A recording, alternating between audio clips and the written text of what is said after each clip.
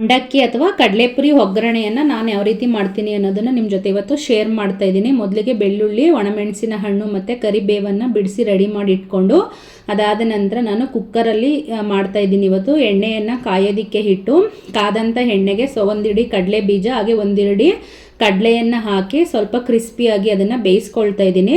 ಅದು ಚೆನ್ನಾಗಿ ಒಗ್ಗರಣೆಯಲ್ಲಿ ಬೆಂದಾದ ನಂತರ ನಾವು ರೆಡಿ ಮಾಡಿ ಇಟ್ಕೊಂಡಿದ್ದಂತಹ ಬೆಳ್ಳುಳ್ಳಿ ಹಾಗೆ ಅದಕ್ಕೆ ಸ್ವಲ್ಪ ಖಾರದ ಪುಡಿ ಅಂದರೆ ಸಾಂಬಾರು ಪೌಡ್ರನ್ನು ತಗೊಂಡಿದ್ದೀನಿ. ಸ್ವಲ್ಪ ಅರಿಶಿನವನ್ನು ಮಿಕ್ಸ್ ಮಾಡಿ ರುಚಿಗೆ ತಕ್ಕಷ್ಟು ಉಪ್ಪನ್ನು ನಾನು ಸೇರಿಸ್ಕೊಂಡಿದ್ದೀನಿ. ಇದಾದ ನಂತರ ನಾನು ಕ್ಲೀನ್ ಮಾಡಿ ಇಟ್ಕೊಂಡಿದ್ದಂತಹ ಕಡಲೆ ಪುರಿಯನ್ನು ಈ ಒಂದು ಒಗ್ಗರಣೆಗೆ ಸೇರಿಸ್ಕೊಳ್ತಾ ಇದ್ದೀನಿ. ಸ್ವಲ್ಪ ಹುರಿ ಕಡಿಮೆನೇ ಇರಲಿ, ಇಲ್ಲ ಅಂತ ಹೇಳಿದ್ರೆ ಕೆಳಗಡೆ ಪುರಿ ಎಲ್ಲ ಸೀದೋಗೋ ಅಂಥ ಚಾನ್ಸಸ್ ಇರುತ್ತೆ. ಇದೆಲ್ಲ ರೆಡಿ ಆದಮೇಲೆ ಒಂದು 5 ನಿಮಿಷಗಳ ನಂತರ ಬಿಟ್ಟು ತಿಂದರೆ ಕ್ರಿಸ್ಪಿಯಾಗಿ ಚೆನ್ನಾಗಿರುತ್ತೆ. ಸರ್ವ್ ಮಾಡೋ ಅಂಥ ಟೈಮಲ್ಲಿ ನಾವು ಕಡಲೆಪುರಿಗೆ ಸ್ವಲ್ಪ ಈರುಳ್ಳಿ ಹಾಗೆ ಕ್ಯಾರೆಟನ್ನು ತುರಿದು ಮಿಕ್ಸ್ ಮಾಡಿಕೊಂಡ್ರೆ ಟೇಸ್ಟು ತುಂಬಾ ಚೆನ್ನಾಗಿ ಬರುತ್ತೆ.